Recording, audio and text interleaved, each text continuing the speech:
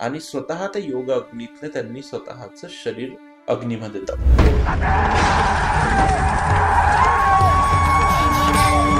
भगवान नारायणांनी त्यांच्या सुदर्शन चक्राने 51 तुकडे केले. 51 तुकडे म्हणजे आताचे आपले शक्तिपीठा. त्या सिंहावरती भगवान शिव झोपले. त्यांच्या नाभी कमलातनं उमललेल्या कमळावरती ही जगज्जननी अष्टभुजा बसलेली आहे. दुर्गा सप्तशतीचे पाठ जे आहेत ते आम्ही फक्त नवरात्री व्यतिरिक्त बाकी इतर टायमाला पण करू शकतो का? सप्तशृंगी आईसाहेबांचं जे आहे सप्तशृंग गण ते शक्तिपीठ नाही आहे. जो खरा साधक असतो ना तो आयुष्यभर एकच महाविद्या सिद्ध करतो. म्हणजे या नवरात्रीमध्ये तांत्रिक साधना वगैरे केल्या जातात.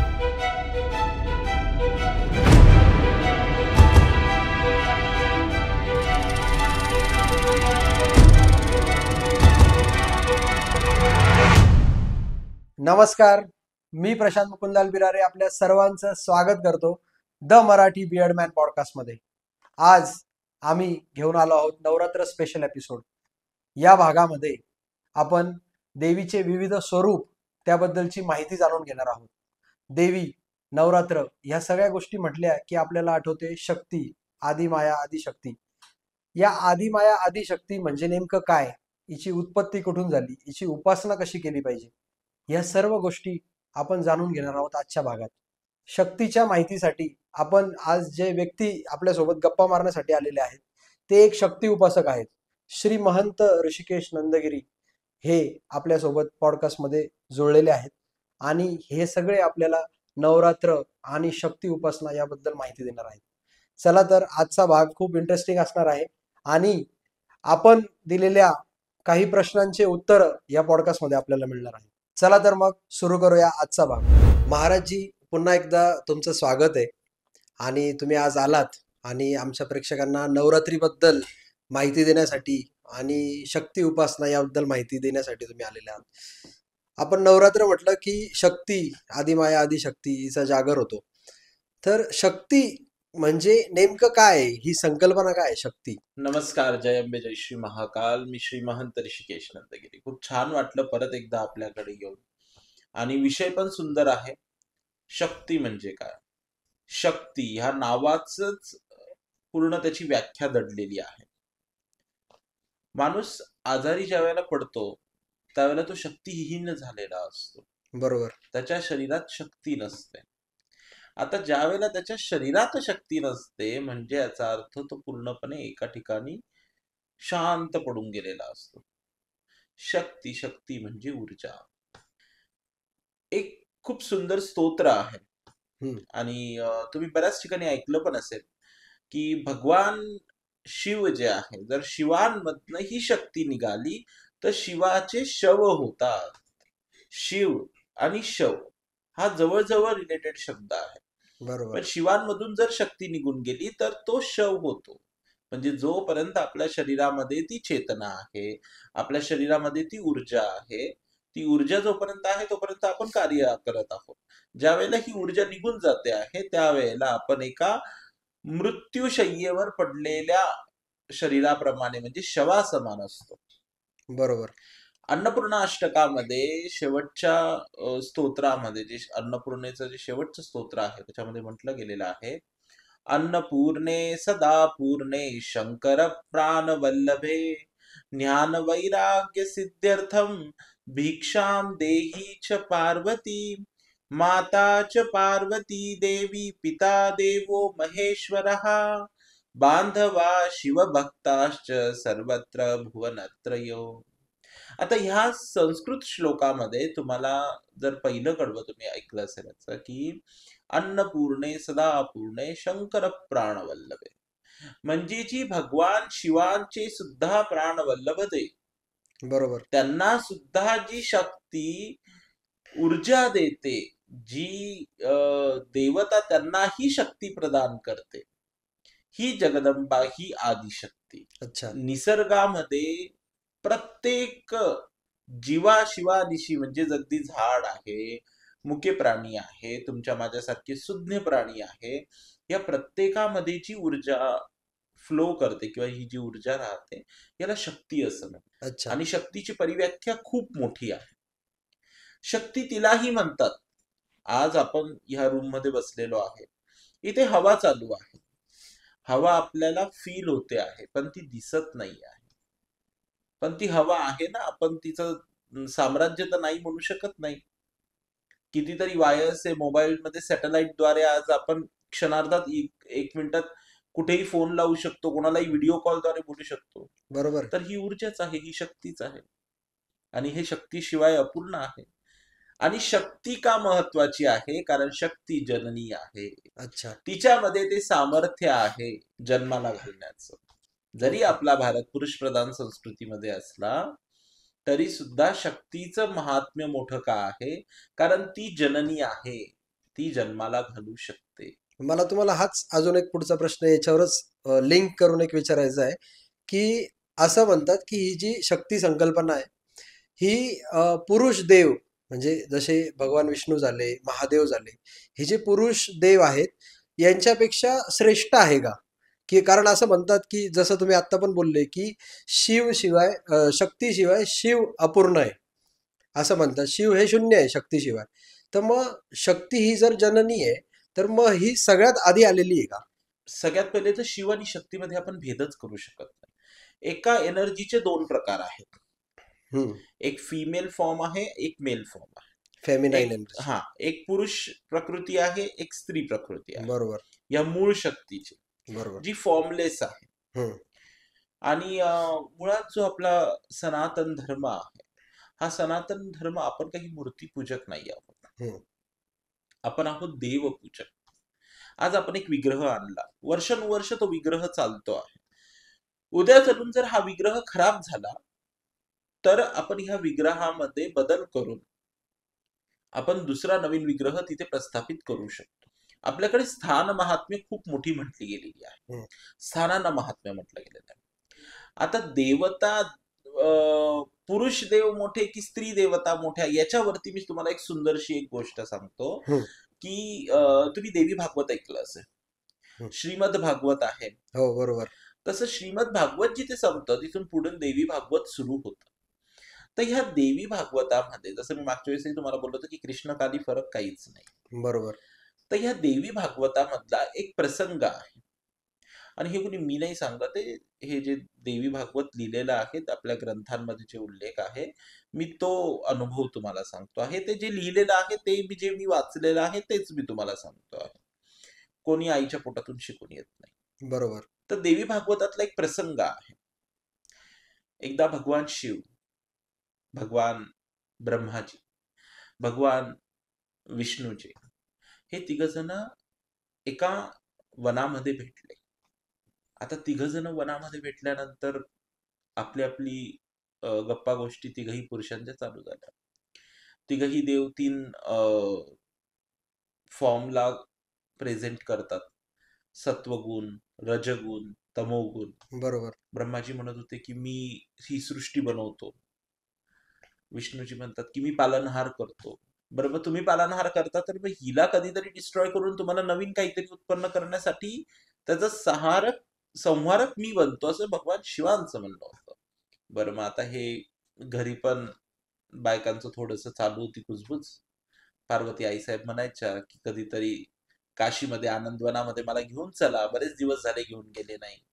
तसंच सरस्वती आईसाहेब पण म्हणायच्या, तसंच लक्ष्मी आईसाहेब पण म्हणायच्या. मग हे जरा घरातून जसं घरघर की कहाणी असते हम्म. तसे तिघ देव एकत्र आले गप्पा हम्म. मारण्यासाठी. मग हे गप्पा मारण्यासाठी एकत्र आल्यानंतर तिघांच्या अशा गोष्टी चालू झाल्या. हम्म. बरं, हा संवाद ऐकत असताना एक पुष्पक विमान तिथे येऊन थांबलं. अच्छा. एक पुष्पक विमान आलं आणि मग ते म्हणे की अरे हे आपल्यासाठीच असावं, चला आज आपण जरा बसून कुठेतरी एक फेरफटका मारून येऊ. हम्म. बरं, हे त्या विमानामध्ये बसले. हे त्या विमानामध्ये बसल्यानंतर हे विमान आकाशात उडायला लागलं. बरं, उडायला लागलं की इतकं उंच जायला लागलं की आता हे म्हणे की आता बस झालं, आता आपल्याला परत उतरून आपापल्या लोकामध्ये आपण जाऊया, ब्रह्मलोक, शिवलोक, कैलाश पर्वतावर, क्षीरसागराकडे असं. पण हे काही कंट्रोल होत नव्हतं यांच्याकडे. मग हे प्रत्येक जण आपापली ताकद लावायला लागले, शक्ती लावायला लागले. हे शक्तीहीन होऊन गेले. शक्तिहीन होऊन गेले म्हणजे यांच्या कुठल्याच पॉवर्स कामी येत नव्हत्या. यांना पण वाटलं चला आपल्या बाहेरचं झालं काय, काही जादूटोणा तर नाही केला कोणी, काही भानामती तर नाही केली कोणी. जनरली आपण लोक काही अशा हारल्यावरती लगेच आपल्या डोक्यात हा पहिला प्रश्न येतो.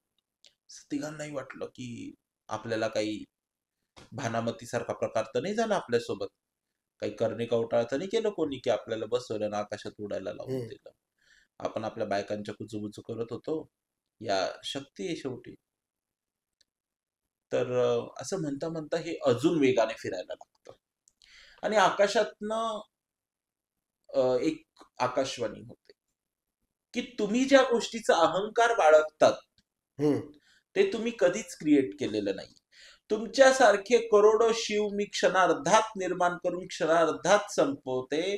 करोडो ब्रह्मा करोडो विष्णूंची निर्मिती करायला मला वेळ लागत नाही.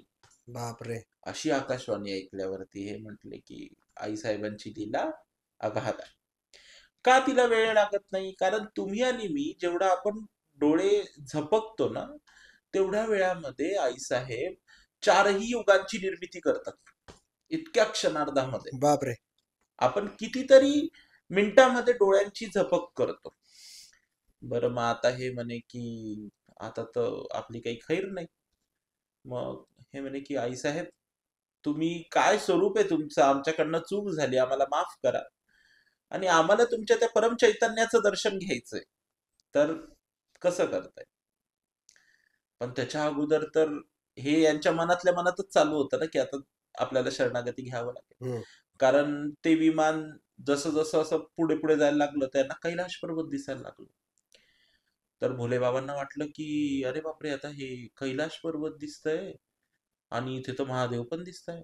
मग हे महादेव ओरिजिनल आहे का मी ओरिजिनल आहे? कारण हजारो महादेव दिसायला लागले ना तिथे, हजारो कैलाश हजारो महादेव.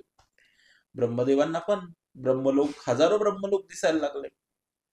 ब्रह्मदेवांनाही प्रश्न पडला की सर मी ओरिजिनल आहे का ते ब्रह्मदेव ओरिजिनल आहे? विष्णूंचं पण सेम, करोडो क्षीरसागर दिसायला लागले त्याच्यामध्ये, करोडो विष्णू होते, करोडो लक्ष्मी होत्या. मग भोलेबाबा म्हणतात की थांबा, माझी एक तंत्राची जागा आहे, त्याची किल्ली माझ्या जानव्याला चलावलेली आहे, आपण तिथे जाऊ. मग ते विमान त्या दिशेने जातं. बरं आता हे तंत्राच्या जागेवर जातात तर त्या तंत्राच्या जागेवर सुद्धा करोडो तांत्रिक शिव बसलेले असतात, पंचमुंडीच्या आसनवरती पंचमुखाचे शिव. हे म्हणतात राव आता आपल्याला तिघांना नतमस्तक व्हावंच लागेल. मग हे तिघ जण प्रार्थना करतात त्या जगज्जननीची, अच्छा. आदिशक्तीची.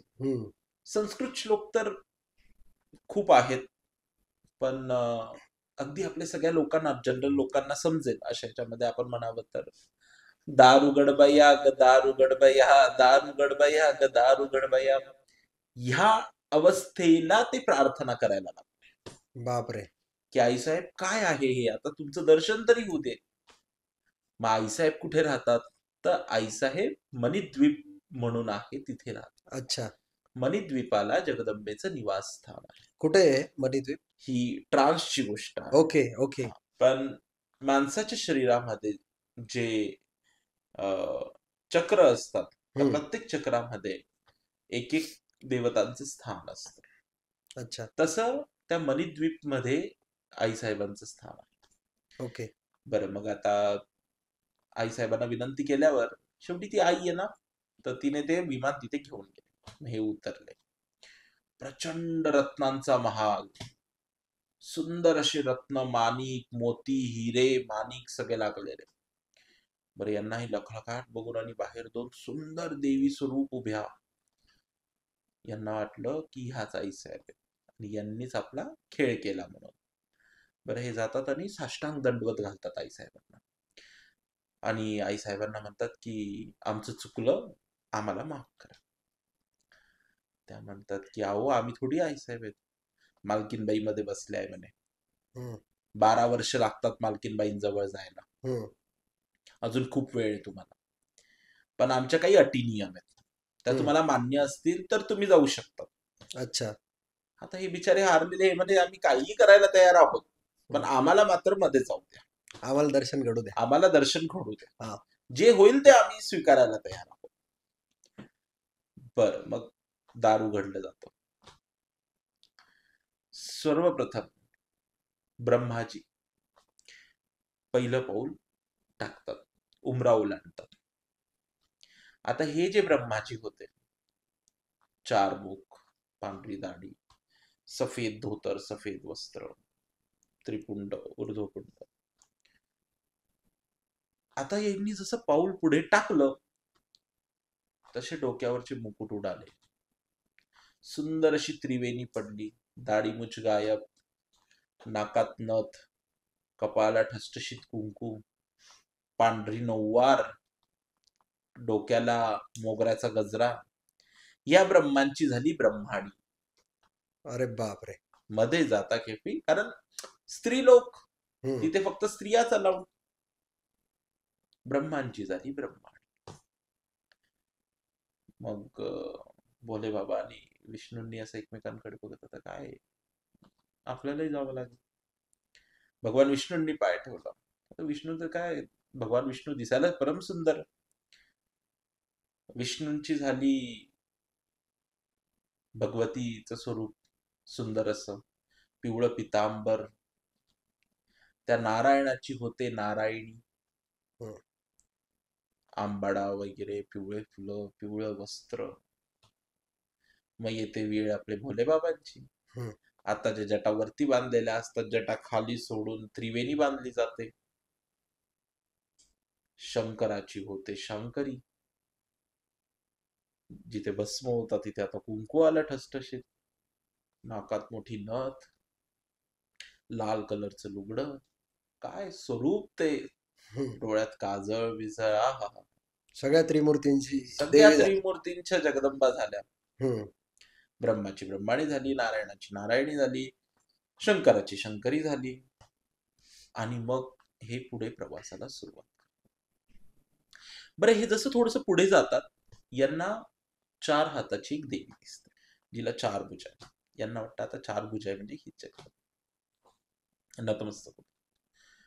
त्या पण म्हणतात की आम्ही बाईच्या दारामध्ये झाडू मारतो, मालकीनबाई मध्ये आज,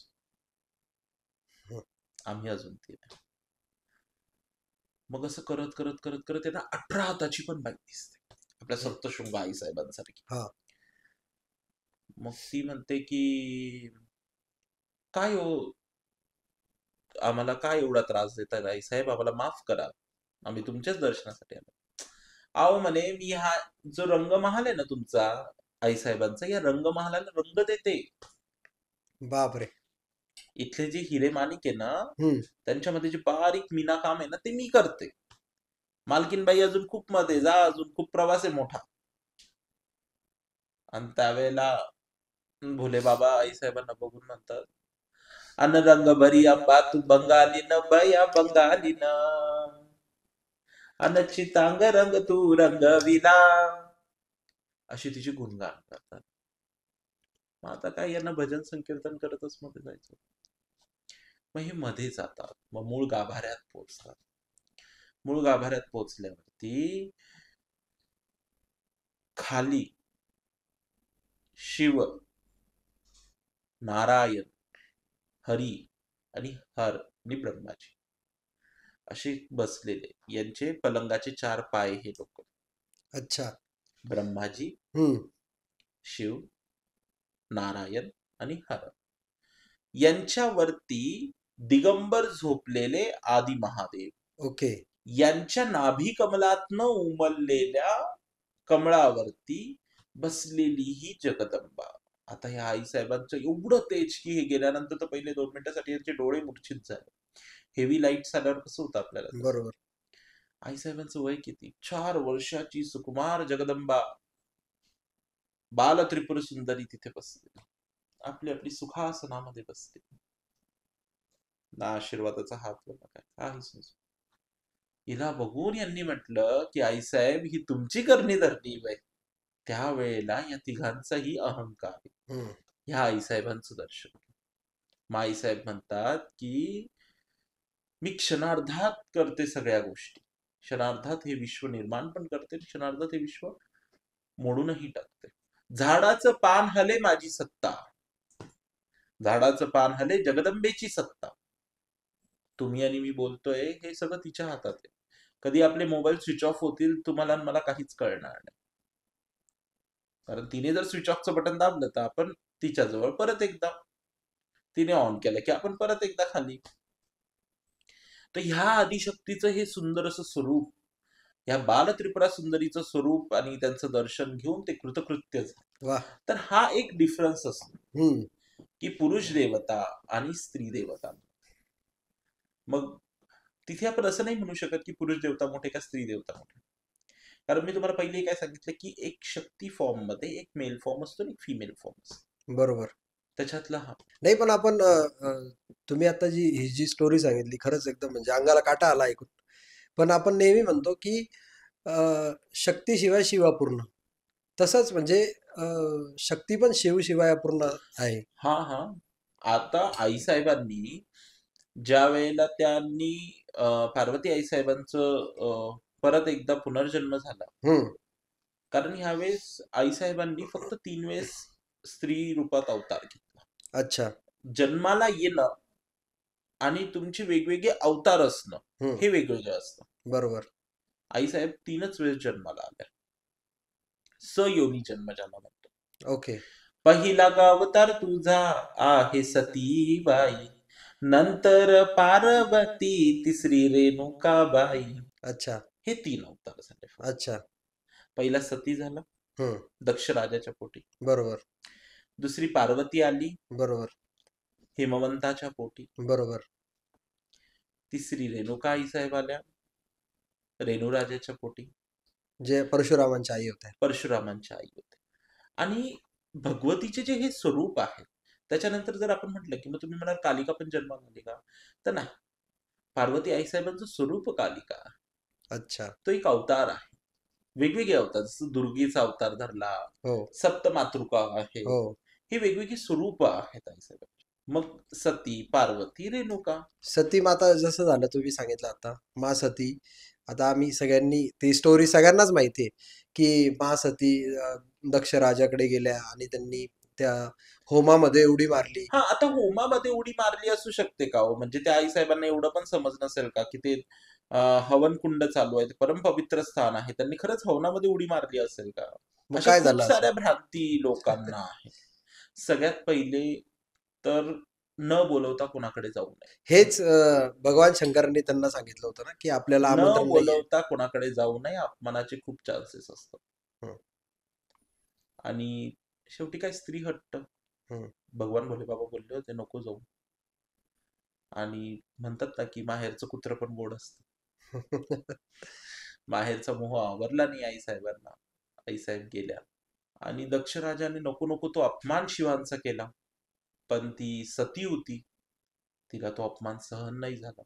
एक लिमिट पर्यंत सगळं ऐकून घेतलं आईसाहेबांनी. दक्ष राजाला हे माहिती होतं की ती जी आहे ती साक्षात जगदंबा आहे. बरोबर.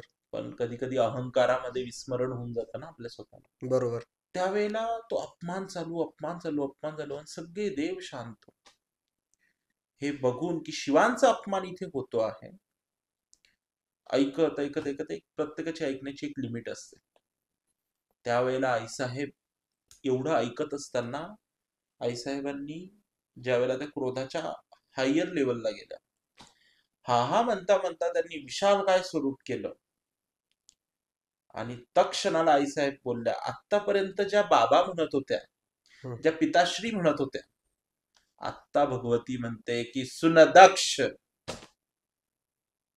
भगवती म्हणते सुन दक्ष, मी पाहिजे तर क्षणार्धात तुझा संहार करू शकते, क्षणार्धात तुला मारून टाकू शकते.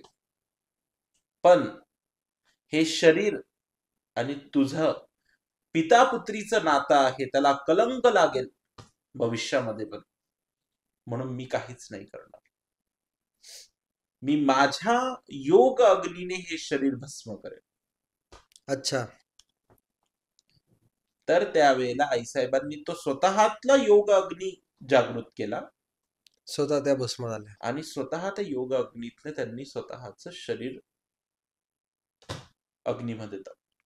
मग त्याच्या पुढची स्टोरी आपण आणि बघितलेली मग आहे. त्याच्यानंतर पुढे भगवान शिवांनी त्यांच्या जटेतून भद्रकाली आणि कालभैरवांची उत्पत्ती केली. बरोबर. आणि मग नंतर कालभैरवांनी तो शिरच्छेद केला दक्ष राजाचा. मग पुढे भगवान शिव अतिविलापामध्ये गेले, अति दुःखामध्ये गेले आणि त्यांनी तो देह पूर्ण फिरवला सगळीकडे. मग भगवान नारायणांनी त्यांच्या सुदर्शन चक्राने 51 तुकडे केले. ते अच्छा. 51 तुकडे म्हणजे आताचे आपले शक्तिपीठ आहे.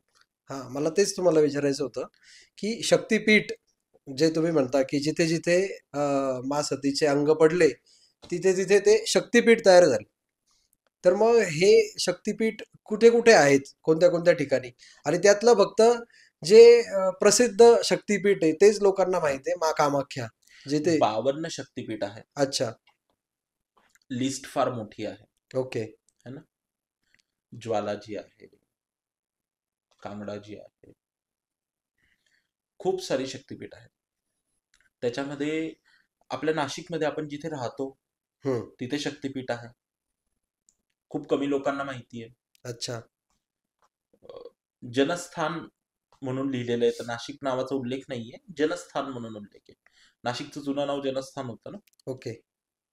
देवी भ्रामरी, जिला भद्रकाली जी देवी आहे आपल्या आईसाहेब, भद्रकाली आईसाहेबांना देवी भ्रामरंबा म्हटलं गेलेलं आहे. अच्छा. जिथे देवीची चिन पडली होती, म्हणजे आपली जी हनुवटी हनुवटी. आहे, ती अच्छा. हनुवटी आपल्या नाशिकमध्ये पडली होती, गोदावरीतली. अच्छा. आपण इतके भाग्यवान आहे. पण लोकांना माहितीच नाही. लोकांना कालिका माता आणि सप्तशृंग आईसाहेबच माहिती. लोकांनी गेलं पाहिजे, आईसाहेबांचं दर्शन केलं पाहिजे. बरोबर आहे. पण मग फक्त जिथे देवीचं म्हणजे योनी भाग पडला तिथे मा कामाख्या आहे शक्तीपीठ, की ते आज म्हणजे जगजाहीर आहे ते आणि जगप्रसिद्ध आहे, तर फक्त मा कामाख्याच का प्रसिद्ध झालं, हे बाकी शक्तीपीठ नाही, का माहित नाही प्रत्येक लोकांना? शक्तिपीठ प्रसिद्ध आहे. हम्म. लोकांची मेंटॅलिटी असते, लोकांची टेंडन्सी असते. कामाख्या मूळ शक्तिपीठ आहे. मूळ अच्छा. म्हणजे म्हणण्यापेक्षा ती जनस्थान आहे ना, हो, जननीचं जनस्थान आहे, बरोबर. म्हणून त्याला महत्व असेल का? तंत्राचं मुख्य स्थान आहे. अच्छा. तंत्र तिथून चालू होतात. हो. कारण तुम्ही कुठेही जा, तंत्राचं मुख्य स्थान म्हटलं गेलं तर कामाख्या आहे. आईसाहेब त्यांच्या कामेश्वरासोबत बसलेल्या आहेत. बरोबर. कामेश्वर शिवांसोबत जी भगवती बसलेली आहे. आईसाहेबांचं स्वरूप पण फार सुंदर आहे. कामाख्या आईसाहेबांचं स्वरूप तुम्ही काय फक्त ते योनी पटल पडलं एवढंच समजतात का हो? कामाख्या आईसाहेबांचं स्वरूप आहे एक भला मोठा सिंह आहे. अच्छा.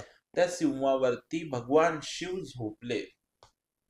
त्यांच्या नाभी कमलातनं उमललेल्या कमळावरती ही जगज्जननी अष्टभुजा बसलेली आहे. तिचे 6 मुख आहेत. हे मुख्यतः कामाख्या आईसाहेबांचं मूळ स्वरूप आहे. अच्छा. तुम्ही गुगल केलं की तुम्हाला बघायला भेटेलच कामाख्या आईसाहेबांचं स्वरूप.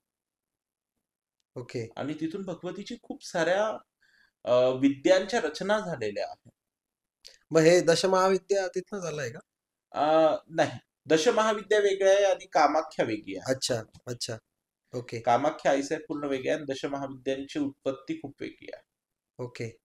दशमहाविद्या हल्ली काय लोक एकदमच हातात डिश आणि चाट खायला जे आपण जितकं फ्रीली बसतो तितकं फ्रीली एकदम कामाख्या किंवा दशमहाविद्यांबद्दल बोलतात. ओके. जो खरा साधक असतो ना, तो आयुष्यभर एकच महाविद्या सिद्ध करतो. ओके. ज्ञान सगळ्या गोष्टींचं असणं वेगळी गोष्ट असते आणि सिद्ध करणं ही एक वेगळी गोष्ट असते. बरोबर. त्याच्यामुळे काय आहे की आपण म्हणतो ना की आपलं पाथ एक असला पाहिजे, आपलं लक्ष एक असलं पाहिजे. ज्याचं लक्ष 100 असतं तो काहीच नाही करू शकत आयुष्यात. आपल्या नाशिकमध्ये पण एक शक्तिपीठ आहे, सप्तशृंगी माता.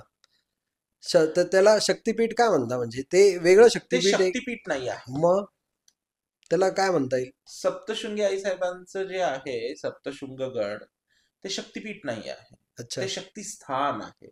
अच्छा. ते आद्य स्वयंभू शक्तिपीठ आहे. कारण ज्या वेळेला जगदंबेने महिषासुराचा वध केला, तर ह्या महिषासुराचा वध करून आईसाहेब तिथे आल्या. चंडिकापुरामध्ये महिषासुराचा मुख्य शेवटचा वध झाला. शिरच्छेद केला गेला आणि ते पहिल्या पायरीला फेकलं गेलं. आणि मग आईसाहेब वरती विश्रांतीला येऊन बसले. अच्छा, म्हणजे आणि ते मग शक्तिस्थान जगदंबे, आहे. हा ते शक्तिस्थान आहे. हम्म. प्रत्येकच ठिकाणी आता जसं तुम्ही काळूबाई, मांढरदेवी काळूबाई आहे आपल्या इथं नाशिक पुण्याच्या जवळ. तर मांडव्य ऋषींनी तिथे साधना केली होती. हम्म. तर महाकाली आईसाहेबांचं ते खूप सात्विक स्थान आहे. जसं पावागडची महाकाली आहे, बरोबर. कलकत्त्यात गेले तर दक्षिणेश्वरी आहे किंवा कालीघाट आहे. हम्म. तिथे ती उग्र स्वरूपात होते अजून. म्हणजे शक्तिपीठ फक्त हे जे हा, महासतीचे जे जे अवयव अवयव पडलेले पडले आहेत ते शक्तिपीठ आहे. त्याला शक्तिपीठ म्हणतात. ओके. बाकी जी आहेत ती शक्तिस्थानं आहेत. अच्छा. सप्त म्हणजे 7, शृंग म्हणजे पर्वत. अच्छा. 7 पर्वतांवर जी विराजमान जगदंबा आहे, हम्म. या भगवतीला सप्तशृंगी म्हटलं गेलेलं आहे. आणि ह्या आईसाहेबांना महिषासुर मर्दिनी सुद्धा म्हटलं गेलेलं आहे. अच्छा. कारण महिषासुराने वध म्हणजे जी शेवटची इच्छा असते, आपण प्रत्येकाला विचारतो तुझी शेवटची इच्छा काय, तसं महिषासुराने सांगितलं होतं की जगदंबा तुझ्या नावाच्या पहिले माझंही नाव घेऊन दे तर माझा जन्म कृतकृत्य होईल. म्हणून तिला महिषासुरमर्दिनी पण म्हटलं गेलं. पण भगवतीचं जे हे अवतार कार्य आहे, हे अवतार कार्य जे मूळ अवताराचं जे नाव आहे ते आहे भगवती कात्यायनी, अष्टादशभुजा महालक्ष्मी स्वरूपा. अच्छा. हे कात्यायनीचं मूळ स्वरूप जे महिषासुराला मारण्यासाठी अवतरित झालं. आणि मग हे जी पुढे नावं पडली की महिषासुराचा वध केल्यानंतर महिषासुरमर्दिनी, सप्तशृंग गडावर विराजमान झाल्यावर भगवती सप्तशृंगी आईसाहेब. आणि बघा, तुम्ही खूप वेळा ऐकलं असेल की मी तर पहिल्यापासून म्हणतो, माझं टॅगलाईनच ती असते, जय अंबे जय श्री महाकाल. आता खूप लोक ती कॉपी करतात, ती एक वेगळी गोष्ट आहे, पण असो. आईसाहेब सुद्धा मी सगळ्यात पहिले काढलेलं टॅटू आहे. नाव आहे, टॅटू आहे. माझ्या ह्या टॅटू नंतर खूप लोकांनी टॅटू काढले आईसाहेब. आणि खूप लोकांना आईसाहेब म्हणतात, पण माझी मैत्रीण, माझी जीवश्च कंठस्थ माझी गुरुबाई शिवलक्ष्मीजी, यांना सुद्धा लोकप्रेमाने आईसाहेब म्हणतात. तर आईसाहेब या शब्दाचा मुख्य अर्थ काय, तो का त्या जगज्जननीला आईसाहेब म्हटलं जातं. तुम्ही लोकल जर गाणी ऐकली काही, तर त्याच्यामध्ये म्हटलं जातं की 18 भुजाची मर्दिनी ग सप्तशृंगी आई. मर्दिनी शक्ती म्हणजे काय, तर एक पुरुषी शक्ती जिच्यात आहे. आणि साहेब, आपण साहेब कोणाला म्हणतो, साहेब नमस्कार, साहेब नमस्कार केव्हा म्हणतो, कारण ते लीड, ते बॉस बरोबर. कॅरेक्टर आपल्याला त्यांच्यात दिसत असतं. तर ही आईमध्ये पण जी श्रेष्ठ आई आहे त्या आई साहेब आहे, हम्म. त्या या बॉस आहेत आपल्याला. म्हणून अच्छा. म्हणतो की आई साहेब की जय. बरोबर आहे. तर भगवतीचं हे महान. आणि तुम्ही बघा ना, गडावर गेले की काय स्वरूप आहे म्हणजे जगज्जननीचं. खूप सुंदर स्वरूप आहे ते. पंचमुखी नागाची फणी तिच्या डोईला आहे, 18 भुजांचं ते मर्दानी स्वरूप. हे ठसठशीत कुंकू असतं माझ्या भगवतीच्या कपाळावरती, नाकात नथ, कंबरपट्टा. असं 9 साड्यांमध्ये साडी होते, पण इथे आईसाहेबांना 11 साडी लागते.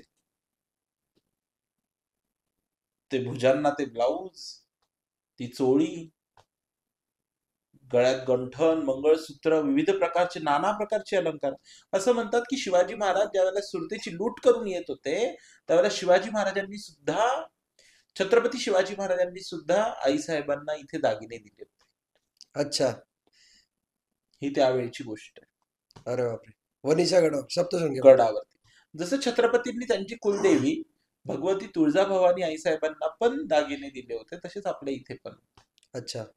पण तिथे एवढं आहे की तिथे जरा तो भूसपाटीला असलेला भाग आहे, इथे डोंगराळ भाग होता, त्याच्यामुळे त्याचा मागचा पुढचा हिशोब आपल्याला माहित नाही, पण छत्रपतींनी तिथेही दिले होते. अरे वा. आजचा आपला जो टॉपिक होता महाराजजी, तो नवरात्री बद्दल आपण बोलतोय. तर मला एक सांगा की नवरात्र म्हणजे काय, म्हणजे त्याचा अर्थ काय नवरात्र, आणि का या दिवसांमध्ये आपण शक्तीची उपासना करतो. बघा, नवरात्र या शब्दामध्येच ह्या याच्यातच त्याचा पूर्ण अर्थ दडलेला आहे. हम्म. 9 रात्रींची ही सेवा, 9 दिवसांची सेवा नाही.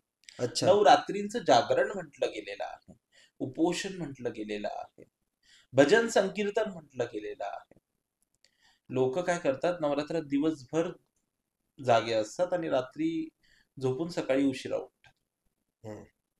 खरं तर नाही, या 9 रात्रींचं जागरण आहे, 9 रात्रींचे विविध उत्सव आहे आणि हा शक्तीचा उत्सव आहे, हा शक्तीचा सोहळा आहे. नवरात्र एका वर्षामध्ये 5 नवरात्री येतात. अच्छा.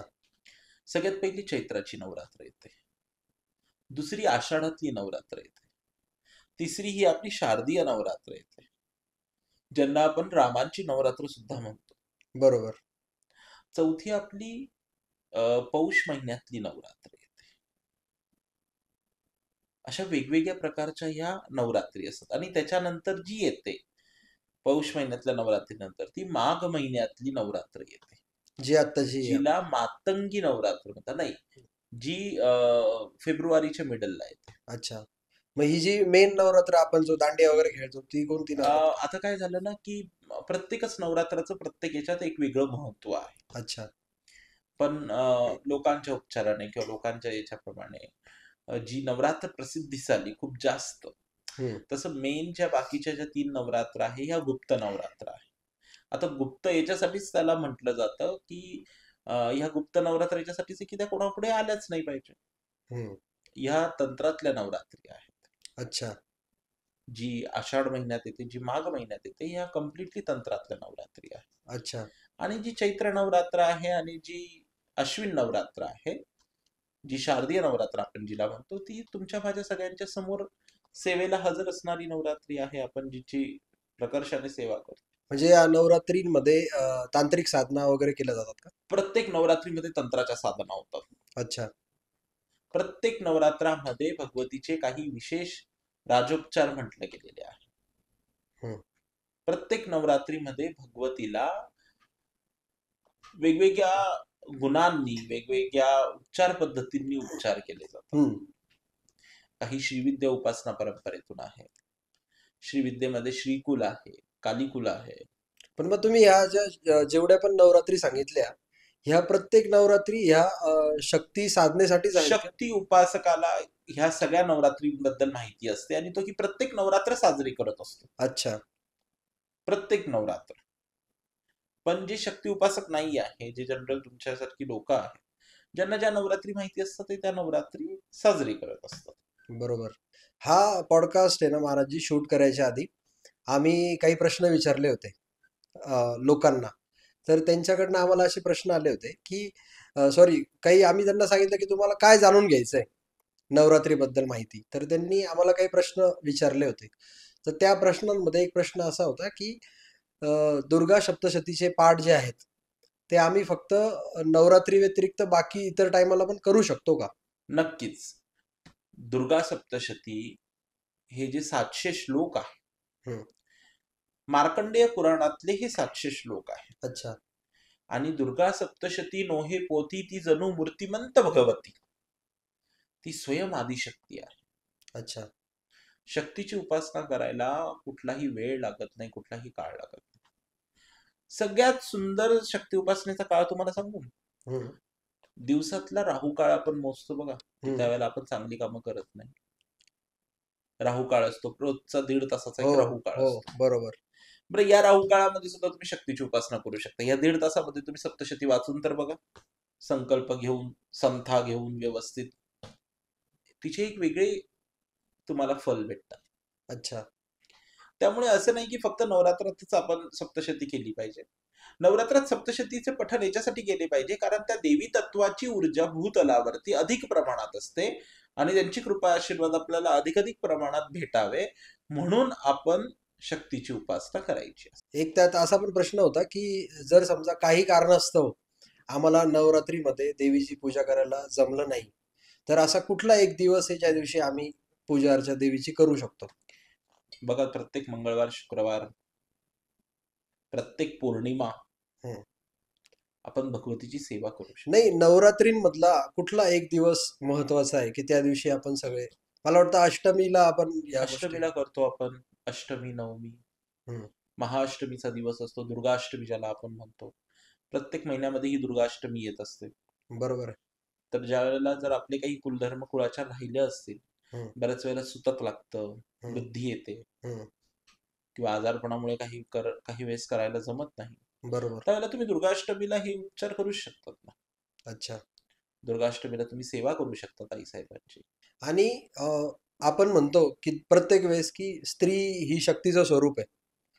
तर मग मासिक पाळीमध्ये बायकांना शक्तीची उपासना केलेली चालते का?